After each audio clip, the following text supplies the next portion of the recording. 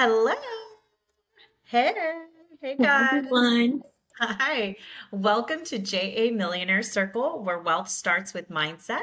We're Jasmine and Angelica, two ambitious Latinas sharing our raw, real-time journey to millionaire status.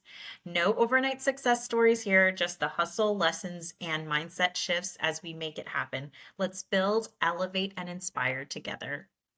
So I have a question. If you had to switch lives with your five closest friends tomorrow, would you be excited or terrified?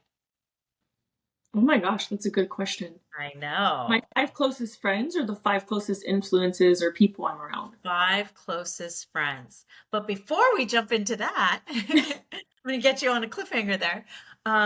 Where are you, Angelica? What's going on Oh, there? I'm in my living room. I This is feel the like, living room? yeah, Oh my God, that's my awesome. sofa's it's a little pushed up so I can like have a better, you know, location here for the camera. If not, I'd be a little further. But my sister was in town over the weekend and we were in the city. And she said, "Girl, if I had your closet, I'd be an influencer." And I was like, "You know what? You're right. I'll just start doing the podcast with it and then uploading from it because it's Yeah. like too beautiful not to be out and It is exposed." a beautiful work of art for sure. And you're not even Especially, capturing the shoes because I've seen I this closet in know. person.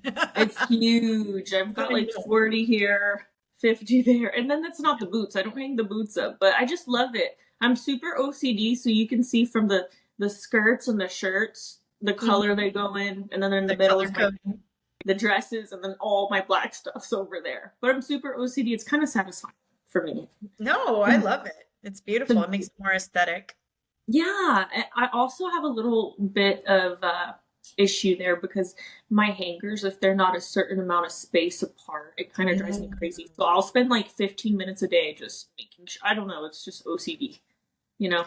Yeah, but hey, it makes it look beautiful, and I think it's a great setup. So good choice. Thanks, sister, who recommended I did this. I know. Good job. Thanks. So you were saying, before we get into our topics, God, we have so much to catch up on because we skipped the last podcast, craziness in our schedules. Uh, but I don't think we have gotten to get an update on the PhD program for our group here.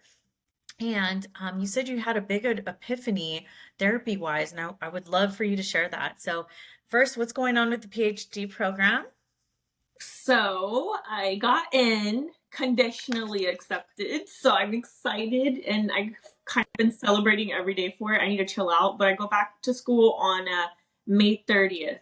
So I have to do a certificate program and then I'm in. So seeing how all the other researchers work with my work and what I can contribute to them. So I am so blessed, so excited, and it relates a lot to my epiphany because, I'm just sitting here with my head down, working, cleaning, living my day to day life. And then, you know, uh, in the city, we're having breakfast and it's not too far. So I was having breakfast and I had my acai bowl, and we always go to Playa Bowl. And I was eating it and everything and said, oh God, sorry. My husband said, take a picture. Sorry, take a picture of your bowl. It's beautiful. And I was like, sure, you know what? I do need a picture. And then one day, a minute later, I was like, oh my gosh, is that the World Trade Center right there? And he was like, yeah. And I was like, oh my gosh. And then the epiphany happened. I was like, whoa, oh What? crap. Like I'm living a life here. I'm eating breakfast. It's like a Tuesday, a Thursday or something. And I'm looking at the World Trade Center in New York. And I'm like, this is my life.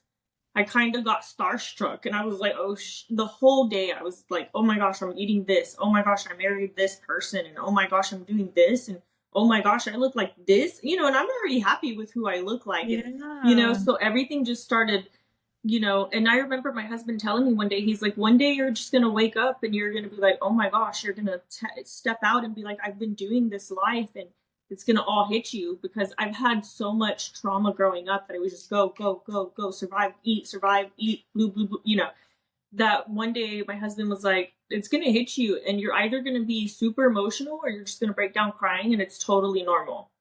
And I Mm. didn't think anything of it because at the time I was doing my master's. So I was like, whatever, life's life. I'm studying.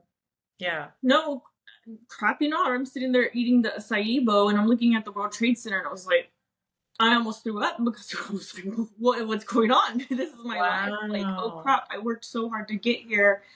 And I don't know if you saw, but on my TikTok, I posted a lot of little videos, and I was like, Yeah. suddenly and suddenly and suddenly and suddenly. It was like a little poem. I should read it. It's really good. Yeah. It was very emotional for me. Suddenly, it's not shelter to shelter. Suddenly, it's not motion sensors going off at every movement I make. Suddenly, no more watching sick children take meds to hush their trauma. Suddenly, no more new girls at school every other month. Suddenly, no one is telling me where to sit, when to speak, or how to breathe. Suddenly, there are no more letters from prison with my parents' identification numbers. Suddenly, they go by their government names, not prison numbers. Suddenly, my therapist is someone I trust. I used to share my feelings under CPS just for them to be used against me. Just because it happened doesn't mean it stops happening. I live with that fear of losing my freedom every day. It happened to my parents and it happened to us. Suddenly, the nightmares aren't reality, but they still visit. And sorry, I'm trying not to cry. Yeah. Suddenly, I'm in my 30s, still dreaming about the days I couldn't wait to turn 18. Suddenly, the healing is working. Suddenly, I am free. Suddenly, I'm living in New York City. Suddenly, I don't believe this is my life. Suddenly, I'm married to a man who loves me with the same dreams and goals. Suddenly, I get into my PhD program. Suddenly, it all makes sense. Suddenly, I'm eating breakfast with the view and it all hits me. Suddenly, this life is worth living. Suddenly, I know why I survived. Oh my So God, that is I was so crying. I was all day. beautiful. I was like trying not to cry that day because it all hit me, and I was like, Yeah. "Ooh, this is like a Barbie movie," you know. Like you're And living your fairy tale. yeah, and I always joke and say I'm on back pay with God, but um, my husband's like, "You feel like that now? That's how everyone feels and sees you." And I was like, "Oh my gosh, even more," you know, like just crying Yeah. and crying and crying and it's a large role. I know I'm not perfect at all. Like I make mistakes all the time. I'll post something, delete it. You know, I'm still healing, so I try to give myself Yeah. grace with that. And Yeah, it's a work in progress. It's happening live. It's happening every day right now. right. And I was talking to my therapist yesterday, and I've always struggled with makeup, like learning how to do my makeup or my hair. When I was 9 or 10 years old, both of my parents were in prison. I was staying at an aunt's house. It was very hard to live with, you know, other sides of the family that I wasn't around most of the time. Yeah. I remember brushing my hair, and my sisters were in the room with me, and I just couldn't get my hair right. And I started hitting myself with the brush, like beating myself up with the Wow. brush. And my sisters were like scared. And then now we laugh about it. But I told my husband, and he's like, "No, you have no idea how much stress you were under, like the trauma." And till this day, my sisters kind of goof off at me, and they're like, "That was funny." And I'm like, "No, that's still like that You were having a hurts." meltdown. You were I was having a having a meltdown and I didn't know how to control my emotions and meltdown. how to feel. And Mm-hmm. then I used to cry because I couldn't get my eyebrows even to do them. So finally I got them microbladed, but Hmm. I get frustrated. Like the lady I was telling you, I got my makeup done in New York and they came and did Yeah. it, and I looked like an angry French woman and I cried and I washed it off and then I tried doing it, and I just find myself having these issues with doing my makeup. I've done makeup classes, I've tried to have patience, and it just got to the point where like I started breaking down while doing my makeup, and I was explaining this to my therapist, and my therapist said, "Angelica, what you're feeling is abandonment. Your mother was supposed to show you how to brush your hair. Your mother was supposed to show you how to do your makeup. Your mother was supposed to be there to do your makeup and all this stuff." And then I just started crying and crying and crying because I was like, "Oh my gosh, all this time I thought I was crazy." But it was really the trauma. I didn't know that the trauma was going to linger, you know? Yeah. So I learned, I'm 31 and I'm learning things every day about myself that I thought I had to just live with because that was just who I was, you know? Yeah. Sorry, I don't want to go on and on about me, but No, that's deep. That is so deep. And thank you so much for sharing that. That is so vulnerable, and like this is, I mean, these are the things that are real. Like it's so easy for us to put on like a cute TikTok and be all dressed up and be all polished, but like this is the real pain and um healing that we've had to do behind the scenes so that we could have those beautiful moments where we're having a meal like a steak dinner and we have the New York in the background and me traveling to Europe like we've people see our highlights, but don't see all the work we had to do in the background that led to these beautiful accomplishments. Yeah. And Yeah. it's bittersweet, because it's like I do have a lot of cousins that, aspire to be like me and look up to me, and they text me and stay in touch with me and things like that. And I know they want to be somewhere bright and big, and I know that they can, but I feel like a lot of it is that the environment, like, make you feel held back with your trauma, but you have to go toe to toe with your trauma in order to get out of it. Like, it is a boxing match between you and your trauma and those voices in your head. Like, Oh my God, yes. I'm not going toe to toe with anybody that's not me. I'm my Yeah. biggest, critic. Like, I'm going to go toe to toe with that. And it's gotten to the point now where, like, I don't have to take my medication. I don't want to be on medication. I don't Yeah. think it's a good idea. What if I But get it was great to have in the time because you needed to first build your toolbox. You didn't have the toolbox yet. So it served a purpose then. But I love that you're like, I'm not going to be dependent on it. I need to learn the tools so that I don't just rely on the medication. You right? used it exactly how it's supposed to be used. Oh yeah, most definitely. The only downside of it is because I went through all that trauma, I struggle so much with nausea. And I also see a psychiatrist, and she said, "I'm so sorry to tell you this, but that may never go away because of the trauma. Like, The you're a veteran." nausea? Yeah, the psychologically, with all the trauma, the high and lows of my life, because you got to think about it. Just because my parents were in prison doesn't mean that I didn't have a tumultuous life before that. Like, Oh, of course, of right? course. So I had double the stuff I had to heal from. And she said, well, when you're a veteran, and you go and you get shot on your leg, and then you have to get, what is that? It's like a currency whenever you get hurt, disability or whatever. Hmm. You just fought a war, basically. Hmm. So you're going to have something that's going to come after you recover from that Yeah, lifestyle, that trauma. And I yeah. was like, oh my gosh, I don't like to be a victim or sound like a victim. None of that. It's just like, I was like, oh, well, I thought I was going to get away clean. Yeah, yeah. And we think we have this idea that, oh, like we can heal it all and then we will be just perfect and everything will be fine. But like some stuff where there is just going to be a part of us because people don't understand that when we undergo trauma, some rewiring can happen, but there's also some portions of our brain that are permanently changed for the rest of our lives. Like it's scarring that happens in the brain. So there are certain things that you, like you said, you're going to just have to learn to live with and live to work, learn to live around. Um, but still, you're an example of how you never let it hold you back. If anything, you're like, how do I make this work to my advantage?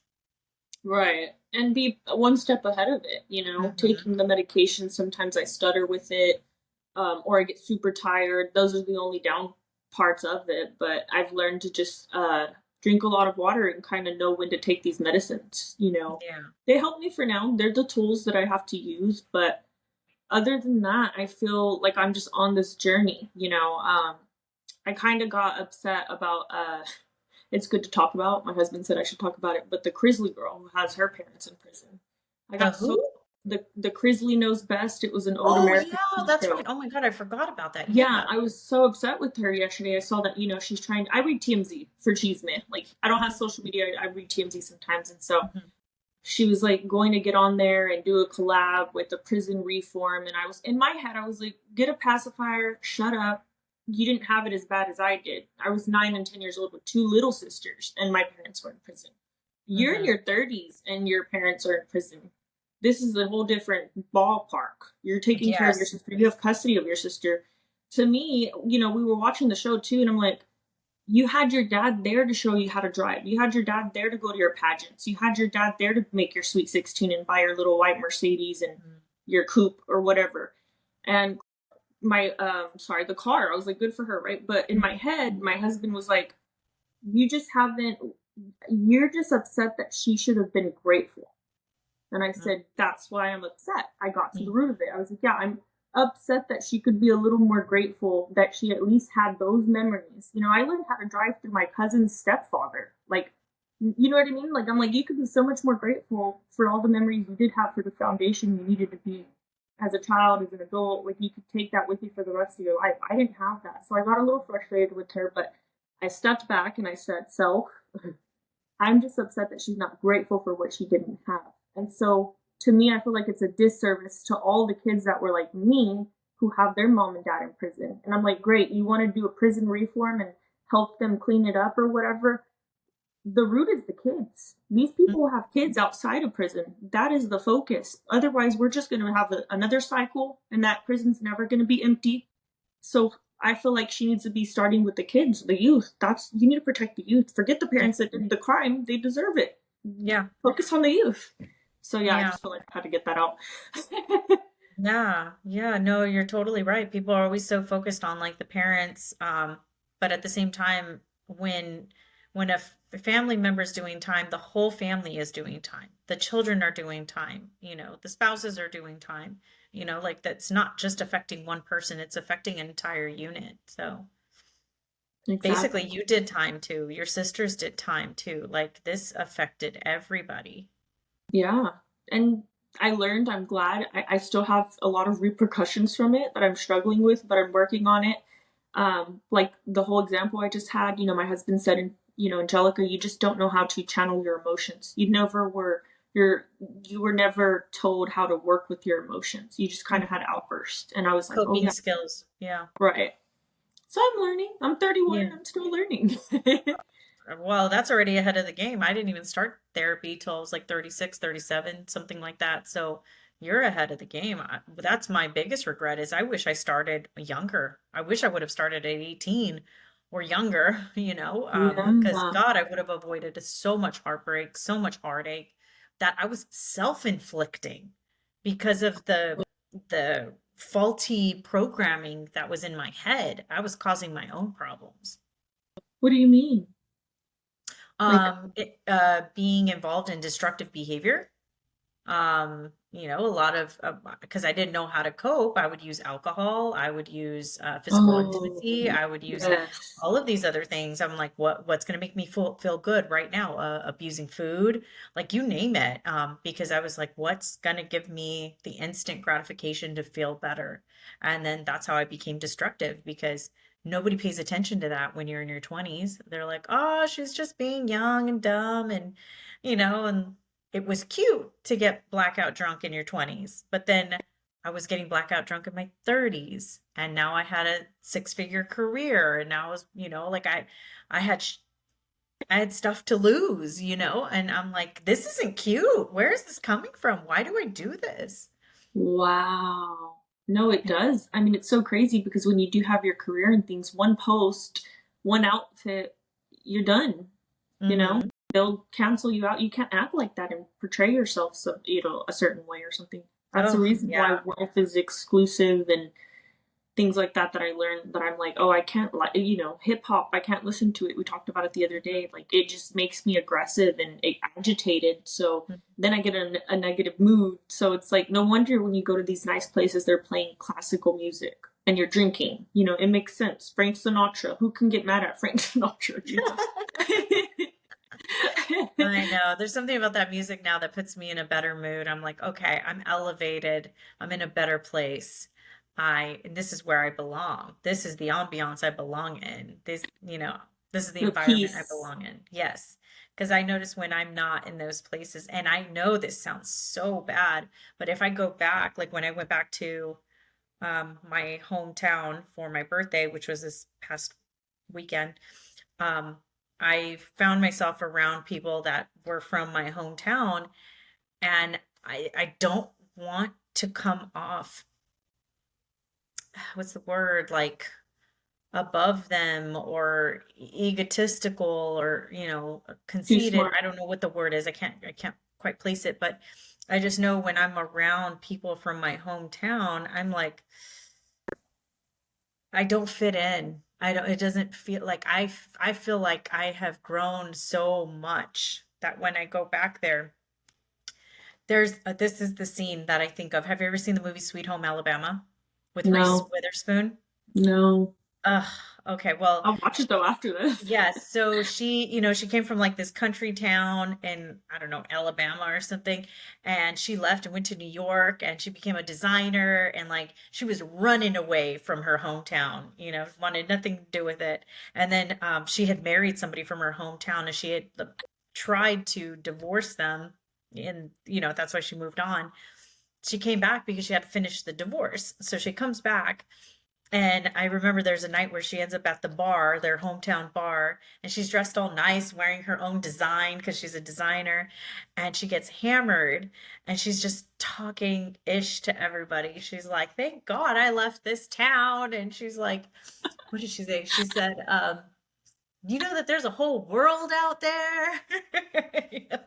And I'm like, I Mm, don't want to look like that person when I come back to like somebody who's just like, I'm better than you. I'm not snobby.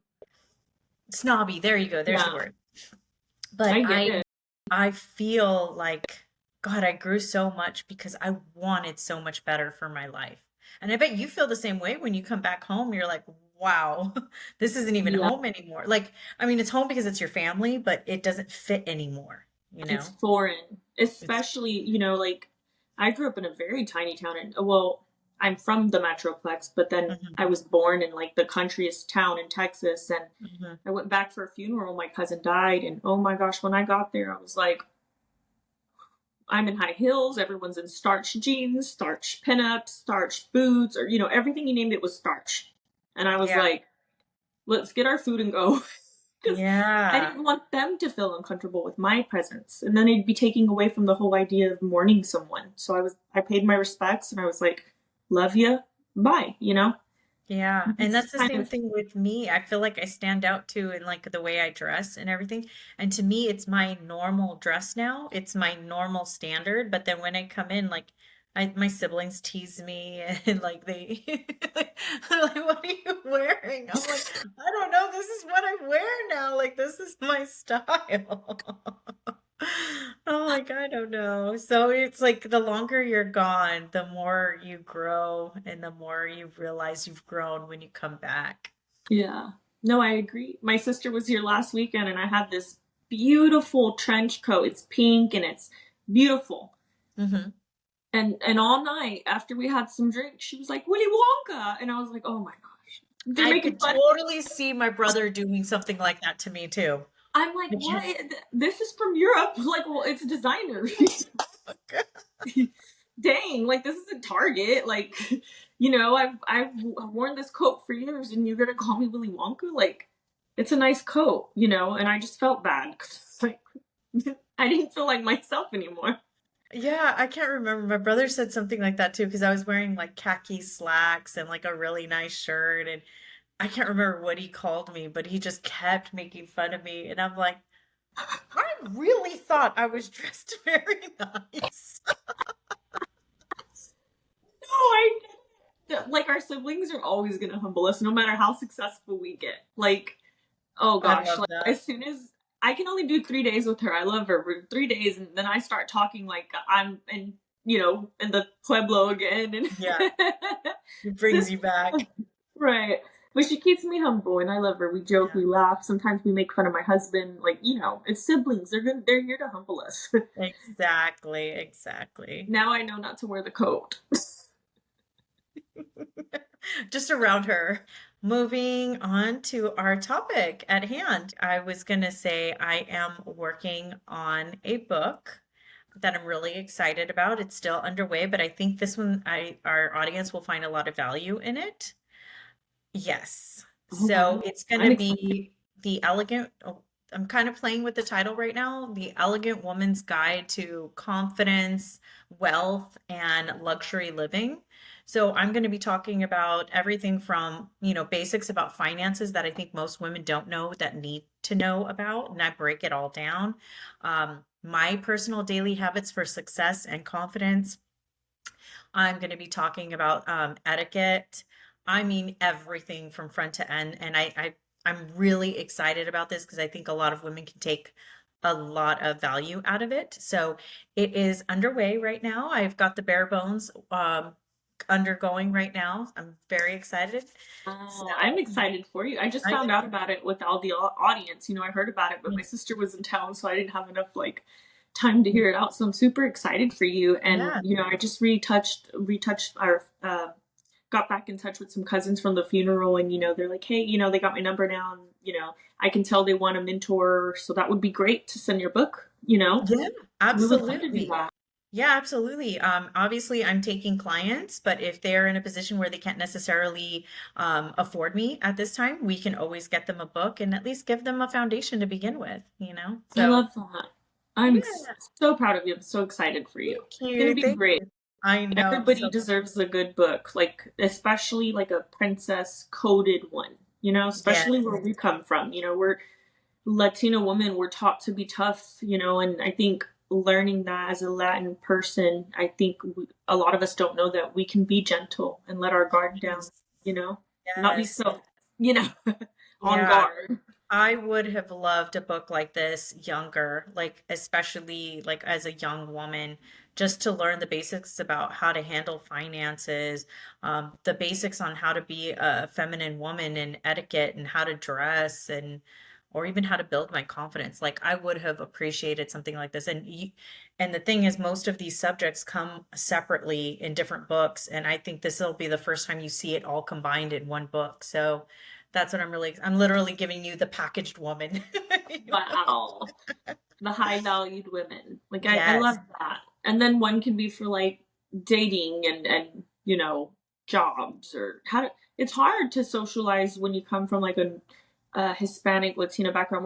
We're constantly speaking Spanglish, so like Mm, how to so adapt to true. the corporate hello. I'll circle back, you know, and you know because I use a lot of Spanglish till this day, you know, like I'll talk to my husband who doesn't know that much Spanish, and I'm like, I look tirada, and he's like, what? What does that mean? And What does that mean? like like sloppy, like Yeah. kind of, you know. No, I know what it means. I meant what is your I can see your husband going, what does that mean? Yeah, I know. The Spanglish comes out.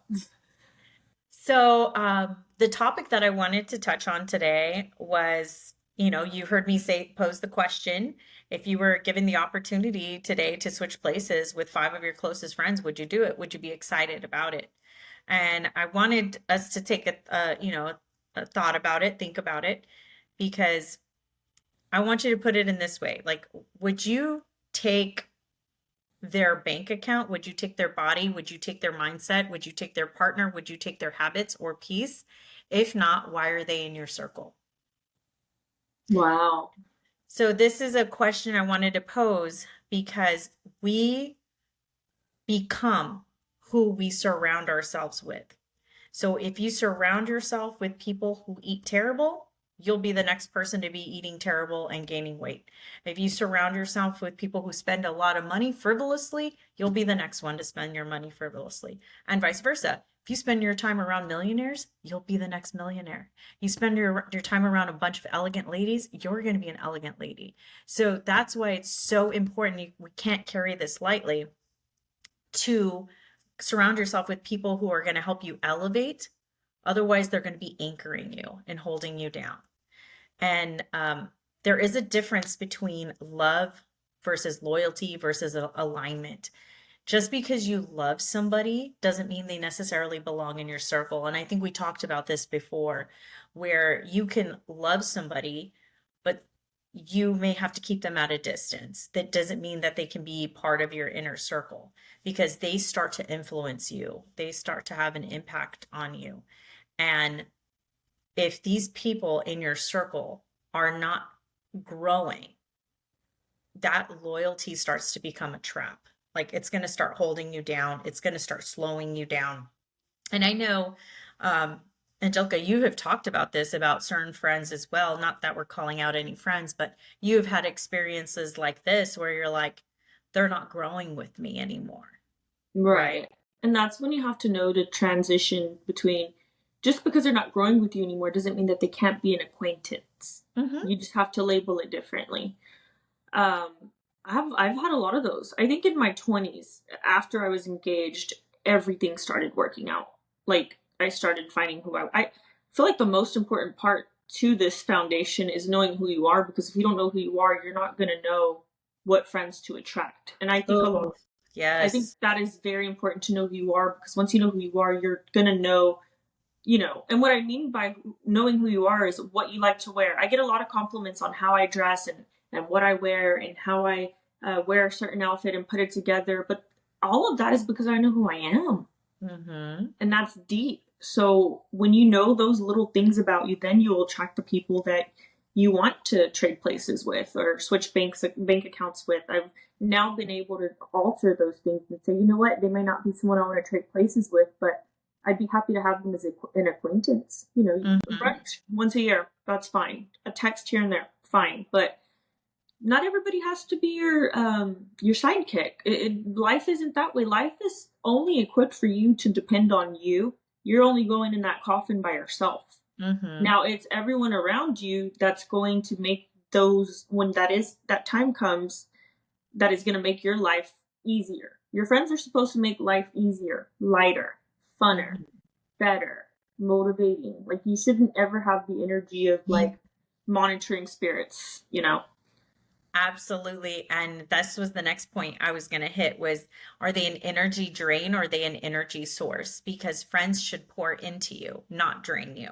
So after spending time with somebody, do you feel energized? Do you feel inspired? Do you feel motivated? Do you feel loved? If you walk away feeling like, oh my God, that just took everything out of me. Oh my God, this person does nothing but complain, but does nothing to improve their situation, that can be a very clear indicator that this person should not be in your circle, in your main circle. Right. Yeah. And not doing anything about it is like staying looking back. Like, why would you want to look back? Move on. Hmm. Cut the door, cut the relationship, move on. Hmm. Life, you know, you can't go on and make money with those relationships hounding you down, anchoring you. You're going to be in the same position with the same clothes and the same emotions. Like, you're devaluing just because of Hmm. that. Yeah, and another thing is like, when you talk about your dreams to them, do they speak life into your dreams or do they low key dim your light? Like, do they make you feel like maybe I shouldn't be shooting for this? Maybe it's a dumb idea. Like, if you're not feeling like they support those dreams, then again, you might be having somebody that is dimming your light, holding you back. We talked about how important it is to be delusional when you're seeking a really big dream. So the Exactly. last thing you need is somebody who's not going to believe in it. Oh I'm yeah. sorry. And the way I filter it is, if I, and I know I could do this with you, I could tell you, hey, I'm gonna go be Batman. And you would support me. Like, I'm just gonna go Yes. be, you know, let's go. I'll be the other guy. You know, like, that's how delusional you have to be, or that's Yeah. how those people can't laugh at you. Like, we're like, okay, we're gonna do it. Sorry, excuse my French, but we're gonna make it happen. You know, let's Yeah. go chase the bad guys. You know, Yeah. you need to be able to sit somewhere at dinner with your friend and say, you know what? Everything I've done in life, I've tried, it never worked out. I think I just need to go be Batman. And Yep. they need to be there to support you, and it needs to be good energy, you know? Yeah. It Well, needs if to you be be that. Batman, be the most fabulous Batman, and let's see what happens. Yeah, yeah. It doesn't have to be like, I'm gonna go be an esthetician or go to Mars. You know, it could be Batman. It can be as little as that, but your friends need to support you because they love you.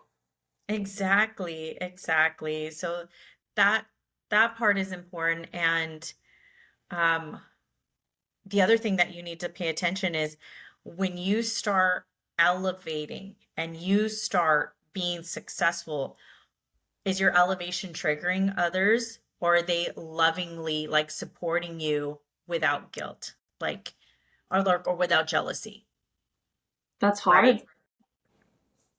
It's hard if you've never been around successful people.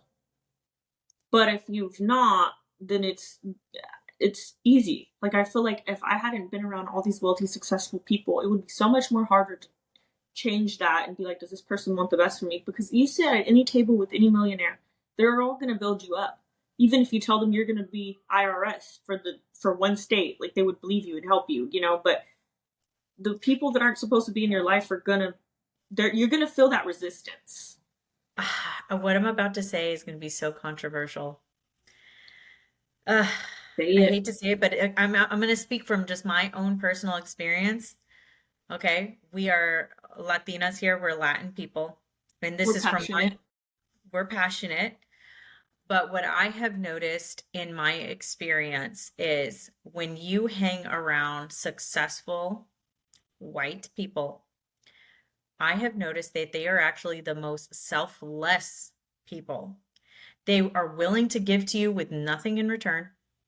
If you tell them I have this dream to be Batman, they're like, "That's a great idea. You should do that. Do you have a plan? Do you need a help? Do you need a contact? I Do you got need you." Like, costumes? yeah, I'm like, "Oh, I've got a person here. Let me give you the number here." They're so generous. I don't know. There's got to be an explanation for it. Maybe I don't know. I don't know. I don't want to speak out of turn. This is again my opinion for my experience. But when I have been around other minorities, Latinos, it's almost like a scarcity mindset. And it's like nobody wants to share their resources, nobody wants to share their contacts, their money, their nothing.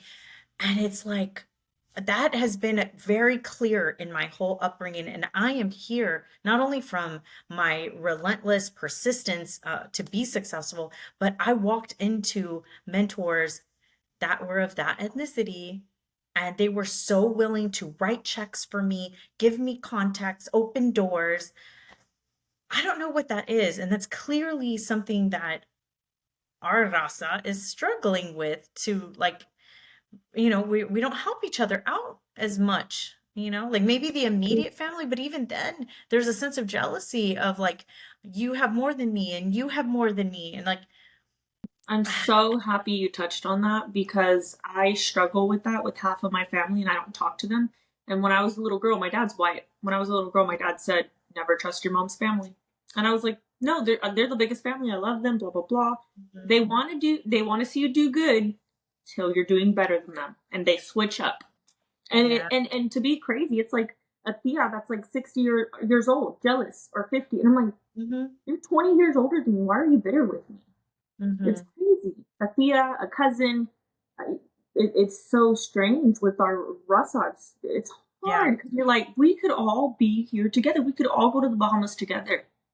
But yeah. instead, you want to compete with me, And you it know? just blows my mind that a stranger is willing to write me a check. A stranger is willing to open a door for me. A stranger who just met me that night and they're like, "You sound like a great person. You sounds like you got a good head on your shoulders. Why not?" Like, Mhm. how is it possible? I don't know. But that is something that I want to encompass myself. That is something that I want to embody myself. I want to be that person as well. That like if I see somebody with potential and a dream, that I can invest in them too. And not have a sense of like scarcity. I want to be able to be like, you know what, it was given to me. Let me pay it forward. Let me see if I can help you. Let me see if I can open a door for you. Let me make a contact for you. Absolutely. I Yeah. agree with you. And that is the reason why most white people have generational wealth and most, I hate to say it, our culture, there really isn't a lot of generational wealth. Yeah. If you They think call about it it. like they call it like the crabs in the bucket. Like as you try to climb, there's another crab trying to pull you down. It's like, And it's ah, so sad because you're it, like, you want to help, you know? and again, we're only speaking from our own personal observations and experiences. I'm sure there is something much greater as to why this has happened in different races, at why they are the way they are. I mean, this goes back hundreds of years before even our time of why societies have been built this way. I'm sure there's bigger things at play.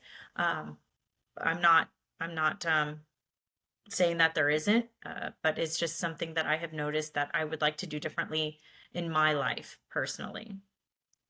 Absolutely. Coming Yeah. from your lineage, and I always tell my siblings, if you do everything with the pure heart, nothing can come back and get you.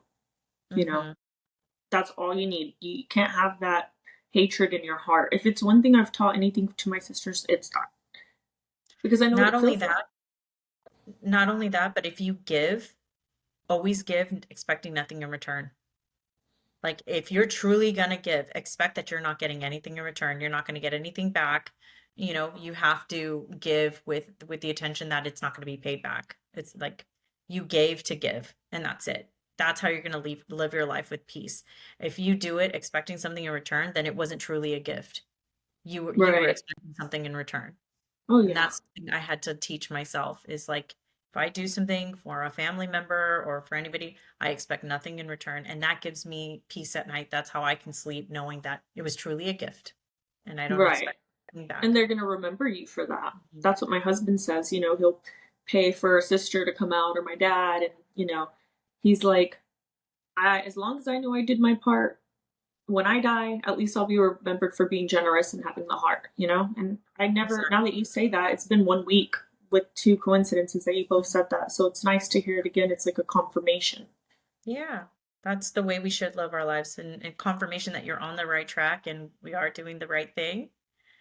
But all that to say is like, I want to challenge our viewers is, now that you've kind of heard a little bit of the background of why we think the way we think about, our inner circles, take this time this week to look at who's in your inner circle. Are they cheering you on when you win? Are they draining you or are they like feeding your soul? Would you trade places with them given the opportunity? Especially like when taking advice, are they in a position that you would want to trade places with? Otherwise, you should not be taking advice from them. So, again, this is not because we think you need to cut people off. Like Angelica said earlier, maybe you just need to distance some people because whoever you hang around is who you're going to become. And just remember, what's your goal? Who are you trying to become? Where are you trying to get? And are these the best people to help you get there? And Right. that's all we're saying. So just another tip to try to improve your quality of life and get you to your Make goals. and make sure you hang on to that mentor because they don't give a second chance. When you mess up, cold turkey. Ooh, that's another good point. We may have to do another one on mentors because there is a certain etiquette when it comes to mentors as well, and I don't think a lot of people understand that. Um, there is they have a lot of value and they understand that and will only invest in you when one, you're doing the work, that if they give you any advice or any tips on read this, do that, and if they see that you are doing nothing with the advice that you're giving them, they'll be so quick to cut you off. Mhm. So, yeah, we can definitely do one on mentors. That's a good one because I've had a few and they said jump. I'm like, how high? Where Yeah. do I need to go? Where do you want Same. me? I'll be 20 minutes early. Yeah. Yeah. You've Some got people the need to information succeed. that I need and I don't know it. So give me that information. Mhm. You respect their value. Value, time, everything, absolutely everything. On that note, don't forget to subscribe and turn on notifications so you never miss an episode. New episodes drop every other week, and we want to hear from you. So let us know in the comments what topics you'd like for us to cover next. Until then, keep chasing your dreams and making them a reality. Bye, everyone. Next time.